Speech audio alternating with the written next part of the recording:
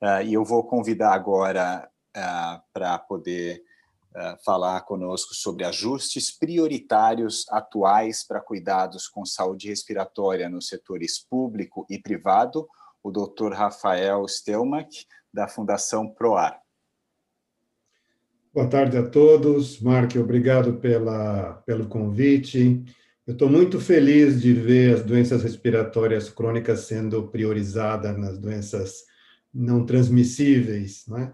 Eu tenho quase 30 e poucos anos de médico e pouco vi nesse tempo algumas ações como nós estamos vendo agora. Eu acho que é um outro momento em relação às doenças respiratórias crônicas, principalmente asma e DPOC, que são as mais prevalentes. E eu começo dizendo, no que é a questão do ajuste, e tentar alguns exemplos, né? Eu volto no que a Zuleide falou anteriormente. Neste ano, as pessoas entenderam que elas tinham um órgão silencioso que se chama pulmão, não é?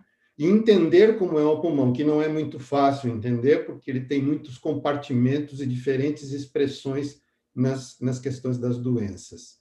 Então, eu acho que o primeiro ajuste que a gente deve fazer é entender que a comunicação para saber de como é o processo respiratório, qual a importância que ele tem, né? E o que é uma doença respiratória crônica ou aguda, como é, por exemplo, o que nós vemos no Covid agora, né? É muito fácil entender uma doença viral, seja ela Covid, seja ela outras, né, que estejam aí, influenza, por exemplo, mas chamar qualquer doença respiratória, qualquer sintoma respiratório como bronquite, né? Bronquite é o nome de todas as doenças pulmonares, que na verdade são 5, 10, 15 ou 20 e tantas. Então, acho que a gente precisa começar a falar do pulmão, ensinar o que é o pulmão, de preferência para as crianças, para que elas saibam como aquilo é importante para o seu funcionamento, vamos chamar assim, a relação coração-pulmão, que é extremamente importante, precisa ser entendida e é impactada. Então, acho que o ajuste primeiro é falarmos das doenças respiratórias crônicas, né, e linkarmos a fatores que dão a doença propriamente dita. Já falamos bastante aqui de fatores de risco, poluição, tabaco, e assim sucessivamente. Eu só queria lembrar que a doença respiratória crônica começa na infância, muitas vezes no intraútero de uma mãe que fuma, por exemplo, e isso não começa quando ele tem sintomas aos 50 anos, começa quando ele tem essa exposição, que pode ser, inclusive, que não foi muito falado, a questão da biomassa, da biomassa interna, domiciliar, que muitas casas ainda usam fogão a lenha ou outros tipos de queima de biomassa que são importantes, como agora na Amazônia, por exemplo, né? A população que vive nas áreas onde tem queimadas desse jeito sofrem como um agudo ataque de inflamação que pode ou levar a uma doença pulmonar obstrutiva crônica ou piorar o que já existe se a pessoa já tem, por exemplo, já é fumante, né? Se for uma doença pré-existente. Então, se a doença começa lá atrás, a gente precisa entender isso. Os pais não podem fumar dentro de casa, não podem expor a criança. Então, a questão da prevenção relacionada à exposição é o segundo ponto que eu acho que precisa ser definido como importante do ponto de vista educacional. A seguir, eu acho que pensar um pouco de como a gente faz, foi falado aí, a exposição ao tabaco como um todo, que acho que a Tânia falou muito bem, as questões são muito mais relacionadas ao mercado como um todo, de vender um produto e tentar evitar que os nossos adolescentes não fumem, e levar isso como uma necessidade. Eu dou um exemplo no Brasil, porque eu acho que é interessante. Nós temos estados no Brasil que têm 14%, 15% de fumantes, e temos estados que têm 5%, 4% de fumantes, né? E qual é a diferença disso? Por que a gente não consegue uniformizar os 4%, ou 5%, ou 0%? Então, falar um pouco disso, quais são as questões de dia a dia, né, do cotidiano da pessoa que faz ela fumar ou não fumar, né? E depois adiante, quando a doença já vai acontecendo, né, ela vai acontecendo de uma maneira que o indivíduo vai perdendo o pulmão progressivamente, né, E se não for diagnosticado, já foi falado aqui, 70% das pessoas que têm DPOC não têm esse diagnóstico, apesar de passarem médicos, apesar de terem uma passagem em um pronto-socorro, no hospital, ou mesmo no serviço público e privado bem organizado, porque os profissionais de saúde não perguntam se fuma e qual era o passado dos pacientes. Então, isso é um tempo que demora 20, 30 anos, às vezes, talvez menos, e aí o paciente já se encontra com a doença, né? Mas com uma doença que pode ser de uma enorme gravidade. Diferente da asma, que a gente consegue controlar o processo inflamatório da DPOC, da asma propriamente dita, a DPOC não é assim.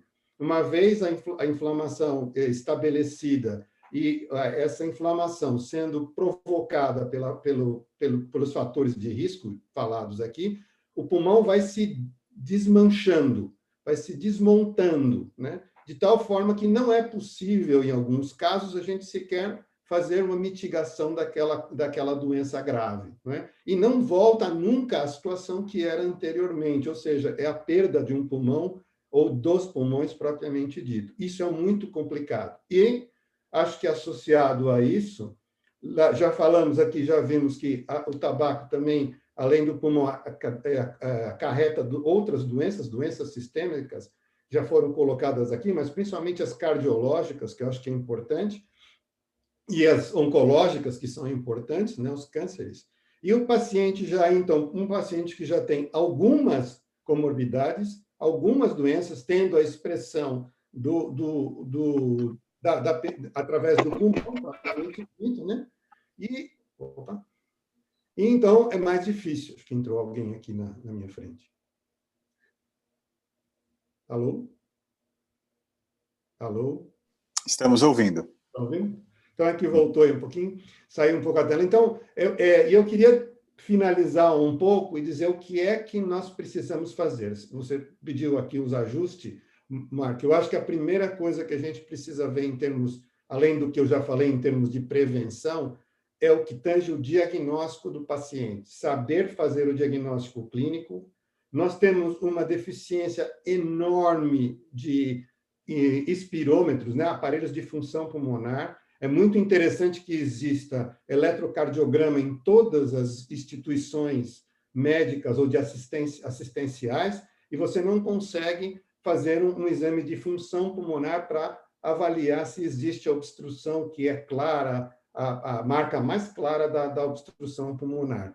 Então, acho que o diagnóstico e a prevenção, o diagnóstico, né, e a mudança da compreensão dessa doença crônica, inflamatória, destrutiva, é o que eu acho que nós temos que fazer e ter políticas públicas para isso. Eu hoje trabalho com a Fundação com a ideia de políticas públicas que vai para além do medicamento. O medicamento ajuda muito, mas ele não é o único para a política pública. Ela tem que vir com a prevenção, tem que vir com a educação e o segmento do paciente para que a gente possa saber, ou daquele que é um suposto paciente, para que a gente possa intervir e evitar essa destruição pulmonar que leva ao DPOC e que leva a um paciente idoso muito doente, com várias queixas, e que precisaria, então, por último, fazer a mitigação dessa situação através de reabilitação, através de clínicas especializadas para fazer, inclusive, a questão do cuidado paliativo de um paciente tão grave quanto esses de DPOC. Muito obrigado. Muito obrigado, doutor Rafael. São dados muito impressionantes. Então, 70% das pessoas não diagnosticadas, né, nós que temos feito aqui webinars e lives com outras doenças crônicas não transmissíveis que também carecem de diagnóstico, né, para uma grande parcela da população que vive com a doença, como diabetes, hipertensão, dislipidemia, mas me parece que DPOC está na frente de todas, né? Porque 70% é inacreditável, a gente não tinha ouvido acredito, esse número ainda, essa porcentagem de pessoas que convivem com uma doença crônica e não estão diagnosticadas, e com isso não estão sendo tratadas adequadamente, né? Então, a doença só está piorando, só está se agravando e só vai ser descoberta muito mais para frente, quando vai ser muito mais difícil o tratamento, né? E o que poderia ser evitado, né? Bom, muito obrigado pela sua contribuição.